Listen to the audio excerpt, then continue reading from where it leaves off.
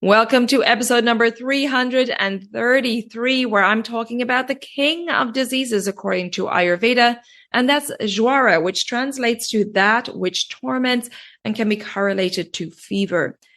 Ayurveda gives amazing detail on the different types of Jwara depending on the doshas involved, the causes, and the treatment. So please stay tuned.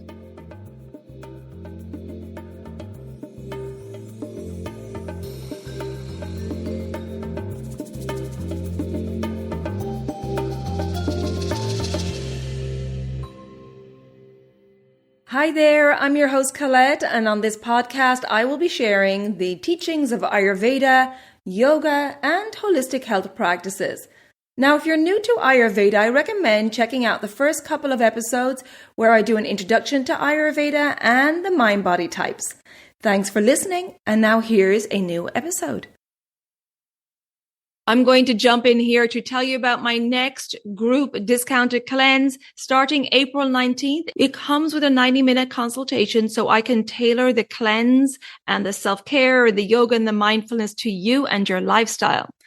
And what we'll do is we'll eliminate any accumulation of toxins or ama, any accumulation of doshas, boost your immunity, and you will feel light, clear, and energetic by the end of the cleanse. It's a group cleanse, so there's a private community where we can support each other and hold each other accountable.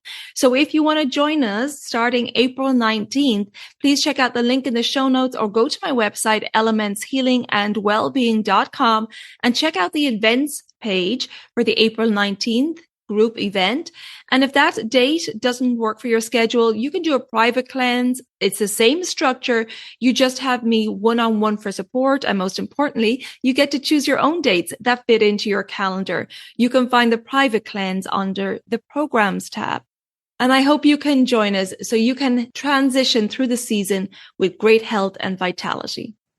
Hey there, and welcome back to the Elements of Ayurveda podcast. It's Colette, and today I'm doing a solo episode on Jwara, which translates in Sanskrit to that which torments. And in the classical Ayurveda text, the description of Jwara includes a variety of conditions, which includes changes in body temperature, compromise of metabolic function, discoloration, and aches. Now, these symptoms can be correlated to fever, and also they can be an indicator of inflammation in the body.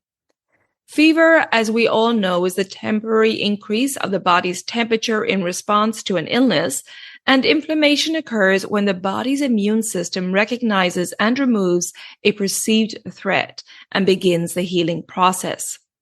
In my recent episode with Dr. Sujata, she touched on fever when we discussed the flu. And in my episode with Dr. Tom O'Brien, we covered inflammation in depth. And that was the episode on environmental toxins and inflammation. However, I want to cover Jwara in more detail as it is known as the king of diseases in Ayurveda. And therefore, I feel it deserves its own episode. Jwara is considered a disease in its own right, and it is associated with many systemic diseases, and it can affect the body, the mind, and the senses. Ayurveda explains in great detail the different types of Jwara depending on the doshas involved, and also how Jwara can affect different tissue types. So let's get into this fascinating information. Starting first of all with the causes of Jwara. So Ayurveda breaks this down into external causes and internal causes. Externally, Jwara can manifest due to infections, degenerative conditions, exposure to toxins, anger, grief, trauma, depression, excessive physical activity, and also it can occur when you're not following the seasonal routines, or the Ritucharya as they're called in Ayurveda. And this is obviously particularly important because we're about to go through a seasonal transition. So if you want to listen to an episode on the Ayurvedic Ritucharya, the guidelines for the seasons, check out episode number 122.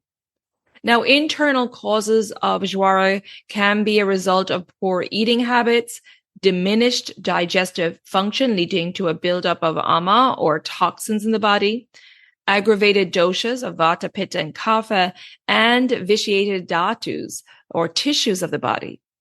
Now, due to one or more of these causes, the digestive fire or agni will be diminished, which will result in ama or toxin formation.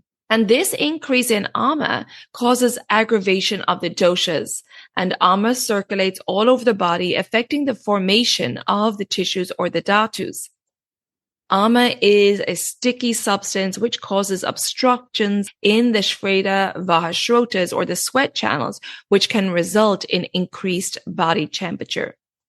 So I'm going to talk now about the general signs of Jwara, and then we're going to break it down into the dosha-specific signs.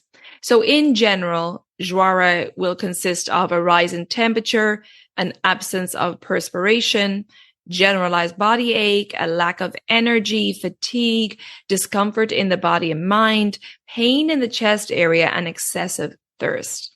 And according to Ayurveda, there are 8 different types of Jwara, depending on the doshas involved. So let's go through these because it's really interesting. The first is Vata predominant Jwara. And this type of fever will come and go very fast with irregularity in temperature and pain, and may include symptoms like rigidity in the body, severe pain moving around the body. So you might have severe pain in the arms, the shoulders, the waist, calves, abdomen, the ribs, and feeling constriction in the chest. There may be tinnitus, which is ringing in the ears, dryness in the body, an astringent taste in the mouth, constipation, thirst, reduced urination and reduced bowel movements. There may be rough skin with a gray color to the body. There may be shivering, goosebumps, chattering, sensitive teeth, increased yawning, a dry cough, restlessness, mental agitation, and talking incoherently. And also there may be a desire for warmth. So those are the symptoms that could occur with Vata predominant Jwara. Now, with Pitta predominant Jwara, it's most likely to manifest during the digestion of the meals. So 1.5 to 4 hours after a meal is that Pitta time of digestion. It may also occur at midday, right when the sun is high in the sky and Pitta is at its strongest. And at midnight, both of those are Pitta times. Of course, Pitta times, as a reminder in the circadian rhythms, is 10 a.m. to 2 p.m. and 10 p.m. to 2 a.m. So that midday and midnight is right at the middle of that time when Pitta is at its strongest. And also, Pitta predominant Jwara may occur at the end of the hot season and may include symptoms like burning eyes, a burning body, and especially at the extremities, you might find your hands or feet are burning, a high temperature and a desire for cooler temps. There may be a sour or bitter taste in the mouth, an aversion to food, a sour stomach, dizziness, fainting. That could even lead to seizures, headaches, migraines, fatigue, and irritability. There may be vomiting of the bile and a yellowish urine or yellowish feces and a yellow color to the eyes and the skin. The bile, the eyes, and the skin are all related to Pitta. There may be red patches appearing on the body, and there could be sour belching and diarrhea.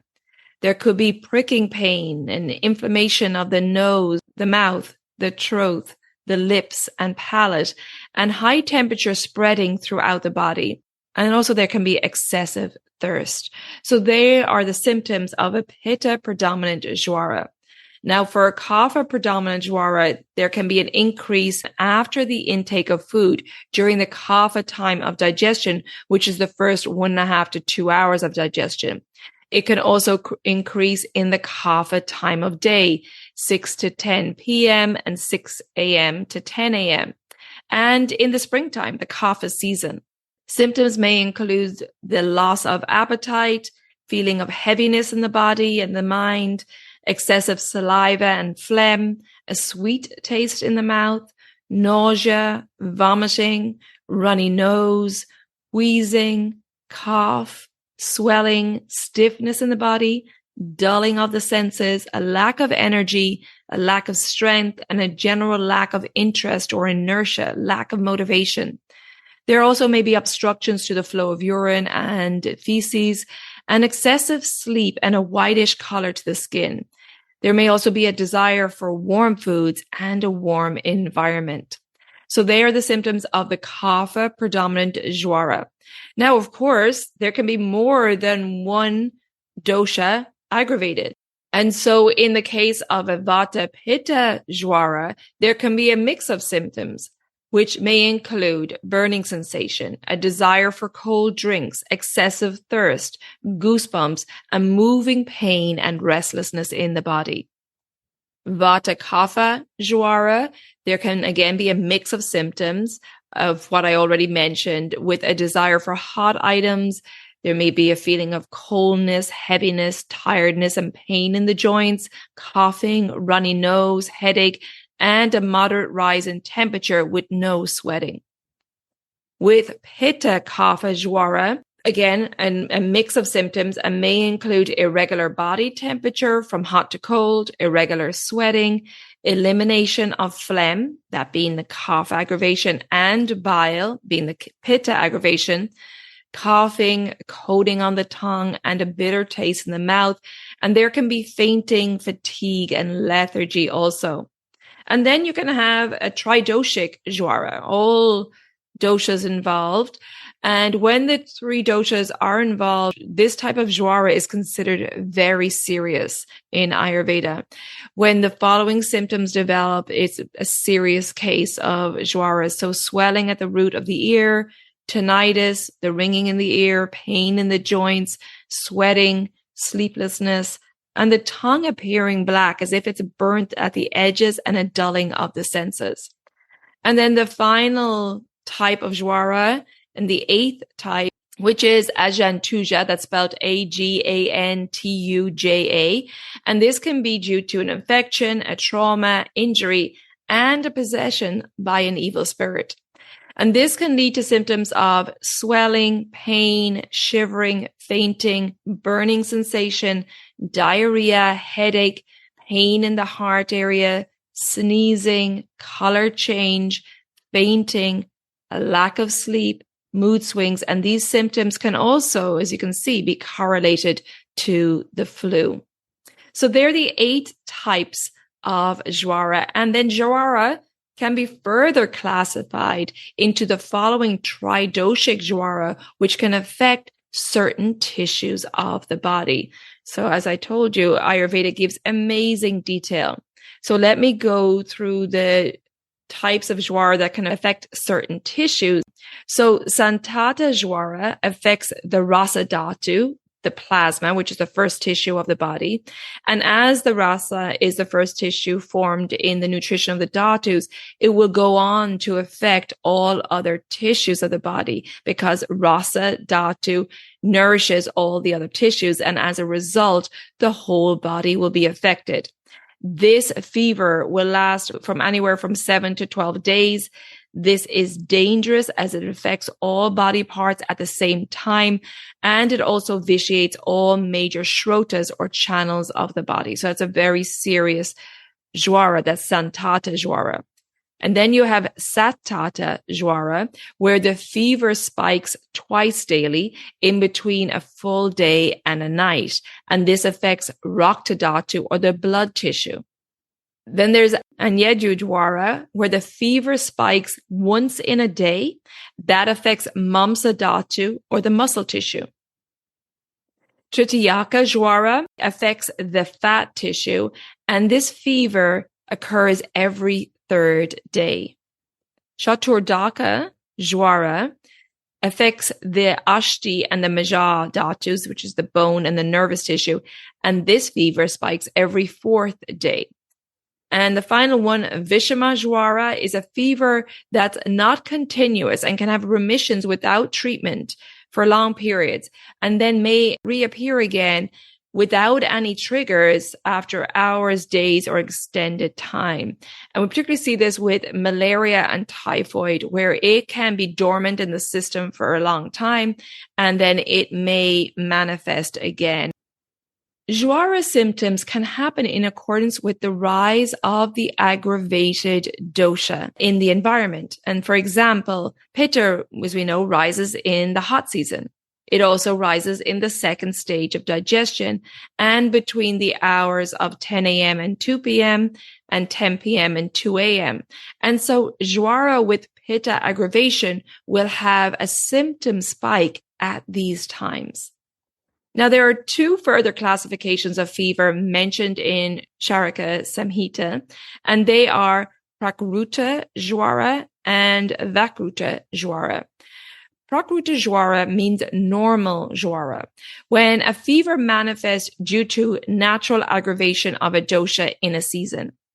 Example, as I just said, the rise of Pitta dosha in the hot season can lead to an accumulation of heat in the body at the end of the hot season. And if that heat accumulation is not eliminated, as we do in Ayurveda with the seasonal cleanse, then it can cause aggravations in the Pitta dosha, which can result in Jwara. Also, the rise of kapha during the wet and cool season can lead to an accumulation of kapha at the end of this cold, wet season, like spring in the northern hemisphere. And if this accumulation of kapha is not taken care of again in a seasonal cleanse, as we recommend in Ayurveda, then it will cause kapha dosha aggravations, which may result in kapha Jwara. So Prakruta Jwara is a fever occurring in its normal season and can be easily treated by eliminating the excess dosha or doshas and any ama accumulation at the end of the dosha's season, which is why in Ayurveda we recommend cleansing during the transition of the season from winter to spring and then from summer to autumn. The other classification is vaikruta Jwara, and this is a kapha pitta fever occurring outside its normal season. For example, kapha Jwara in the hot season or pitta Jwara in the cold season. Also, vata Jwara is considered vaikruta Jwara, as this type of fever does not follow any pattern, which is true to the nature of the irregularity of the vata dosha. It can be more challenging to treat this type of Jwara, as the suggested treatment for Jwara is Alangana or fasting treatment. And Alangana or fasting or lightening treatment is the opposite of what we would normally use to pacify vata. Normally, when we're doing vata pacification, we want to bring in the qualities of heaviness, anxious, and grounding, nourishing therapies. So now let's move on to the manifestation of Jwara, which is the 3 stages, and the treatment.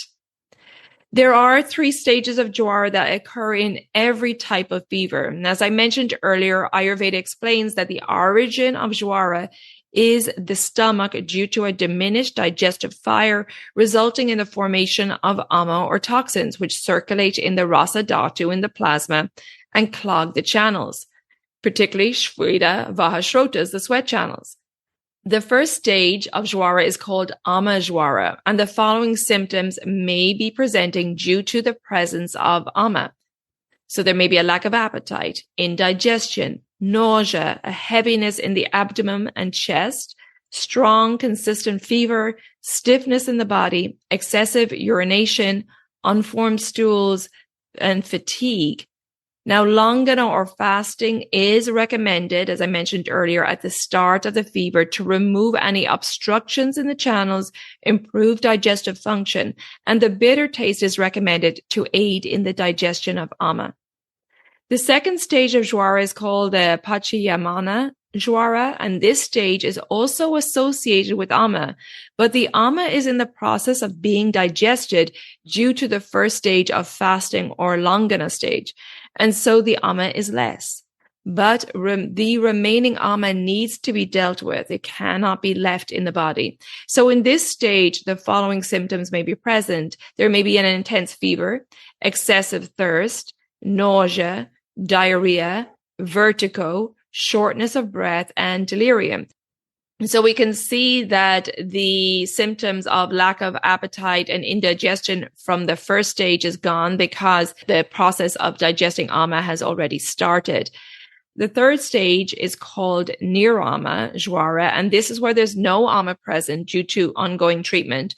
However, in this stage, the fever has not gone away, but it's not associated with ama now, and further treatment is needed by herbal medication, pacifying therapies, and diet, along with lifestyle practices and a holistic treatment to make sure that it does not return. So in this stage, the following symptoms may be present: hunger, a lightness in the body, a reduction in fever, and the doshas are pacified. Now, even though these three stages occur in all types of Jwara, the treatment in all three stages is very different and is tailored to each rogi, taking into consideration the symptoms, the aggravated doshas, the presence of ama, the rogi's strength, and many other factors. During treatment, it's really important to maintain the strength of the rogi, and particularly in the third stage, building back up the strength of the rogi is important with rejuvenating foods, therapies, and herbal support. Of course, all treatments will be tailored to each rogi, and because Jwara can reoccur, it's really important to ensure that the Agni, the digestive fire, is functioning well, the doshas are pacified, and the ojas, which is our vital energy reserve, our immunity, is restored to prevent that reoccurrence. Ayurveda, as we know, is the science of prevention, and we want to prevent these conditions like Jwara from manifesting. As I mentioned earlier, Jwara can occur at the transition of the seasons, and it may occur as fever alone or inflammation, or it can occur as a symptom of the typical seasonal sickness we see during the transition of the seasons in flu and allergies. In the Southern Hemisphere, you're leaving the hot season, the pitta season, and so you will want to ensure that any accumulation of pitta is pacified at this time to prevent any aggravations and manifestation of Jwara. And in the Northern Hemisphere, we're moving out of kapha season, and it's time to make sure that any accumulation of kapha is eliminated, any accumulation of toxins, and that the kapha dosha is pacified. And if you're interested in making sure that your body and mind's in balance and preventing illnesses, then come join my next discounted group cleanse. It's a seasonal cleanse starting April 19th. This is a group cleanse and comes with a private community where we have great support and accountability. However, it is an individually tailored cleanse because it comes with a 90-minute consultation with me so that I can tailor this holistic cleanse to you and your lifestyle. And that includes tailoring the recipes, the self-care, the yoga, the mindfulness practices to you, your climate, your lifestyle, and so on. And you can check out all the details of this group cleanse via the link in the show notes, or visit my website, elementshealingandwellbeing.com. And for the group cleanse starting April 19th, go to the events page. And if that date doesn't work for you, you can choose a private cleanse. It's the same structure. You just have me one-on-one for support, and you get to choose your own dates that suit your calendar. And you'll find those details of the private cleanse under the programs page. I also offer online consultations where I put a strategy together for your diet and lifestyle, self-care, and mindfulness to help you maintain balance and, of course, prevent illness. And I will also address any current imbalances. And finally, I have my educational program, The Daily Habits for Holistic Health. It's a 28-day online self-paced program with the objective to help you live in tune with the circadian rhythm and educates you on how to become your own healer. If you have any questions for me before you book any of my services, take advantage of my free 15-minute online Services Enquiry Call. We can hop on Zoom and I can answer all of your questions. So there you go. This is my dedicated episode to Jwara, the king of diseases. And I think it's fascinating how Ayurveda can break it down to so much detail. And I hope you found this interesting. If you think that this episode will be interesting to family or friends, please share it with them and we can spread this wisdom of Ayurveda. And if you haven't already subscribed or followed the podcast, please do so. And the free weekly episodes will download for you automatically.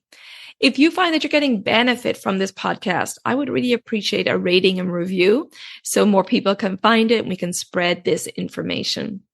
And you can find me on social media. On Facebook, it's Elements Healing and Wellbeing. And my new page on Instagram is Elements of Ayurveda Podcast.